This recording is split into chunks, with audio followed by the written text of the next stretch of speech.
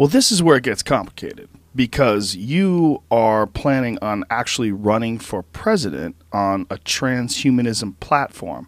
Now, when you've written a book about a world war that gets started by a good guy with a transhumanism agenda, and now you're wanting to run for president, people go, this Zoltan guy, this motherfucker, think about his name. His name is Zoltan, and he wants to run the planet, and he wants to be a transhumanism. He wants to be a robot. You're turning into a robot that's going to start a world war to run the planet. Yeah, so that's obviously not true, but no, and of course that is the most difficult question I'm going to be asked probably a lot as I move forward with the whole. You're really going to do this? Yeah. No, I mean it's already said. I've sort of staked my entire reputation on it at this point. We have some big publicity events, but do you think that you could possibly win?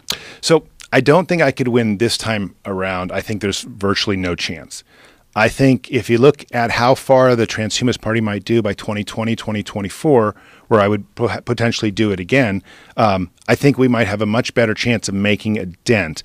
Now, I don't want to be unrealistic and say that we could actually win or that I could win the presidency or anything like that, but I am definitely advocating for a run that's taking all my time. Like I'm literally dedicating now, all my waking hours towards this party. Really? All the infrastructure it's really complicated. And I'm basically working with advisors. I'm working on the different, there's so many logistical things that one has to do, including just dealing with taxes for an entity like this and registration process, a manifesto. But in the next week or two, most of the infrastructure will be in place. We already have a lot of it in. We have a number of officers now, and we're going for it. I mean, I'm going to stake everything I have on it. My wife has given the approval, which is important because I got 2 kids, and in her, and we're going to do a lot of campaigning. We're going to we have some great events. In fact, I'll probably hopefully be down in a few weeks to LA to start a documentary on it, which has a great budget, by the way. And so I think there'll be a lot of things coming out about the Transhumanist Party that are going to work really in the favor of getting people to think about what would it mean to have a political, person running who actually wants to use technology and science to change politics, not just, politics, let's dab a little bit in science politics, but I actually want to use technology and science to dominate politics.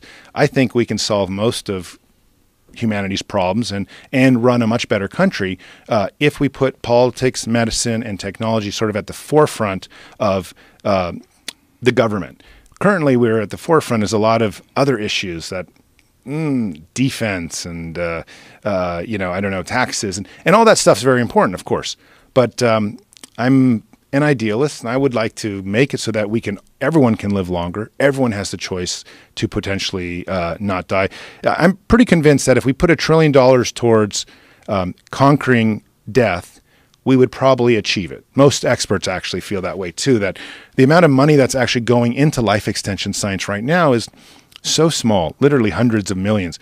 But if we actually could quadruple it or maybe make it 20 times that, we could take the 20, 30-year window and make it into 10 years. And that's one of the platforms is that we're going to, of the parties to say, well, we're going to take money from our wars, our far-off wars, and put it directly towards important things, education, science and technology, and also life extension science.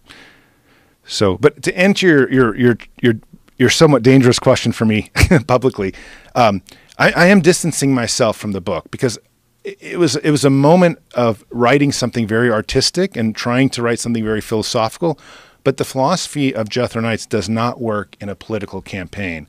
And I'm doing my best to disassociate myself from his ways, even though I'm the creator of the philosophy, and I'm the one who sort of spent all these years developing it. But it would never work. It would never work in America as we are today. We live in a country that's very free. There aren't a bunch of religious people trying to stamp out transhumanism. In the book, he lives in a war environment. That's part of why he fights back with war. So luckily, we live in a pretty awesome country. You can mostly do what you want. And I'd like to convince people to do a lot more than just building bombs and some of the crazy things that they do, and spend it towards science and technology, and hoping that everyone will eventually like it. Everyone will eventually live better. Everyone will eventually kind of be taken to a new era where, their families and their loved ones don't have to die. We have all the benefits of technology, like we don't have traffic in LA, like I told you. I mean, these are kind of things, driverless cars that are going to improve everything. And I think if more people embrace technology, we might go a lot further as a species and also as a country.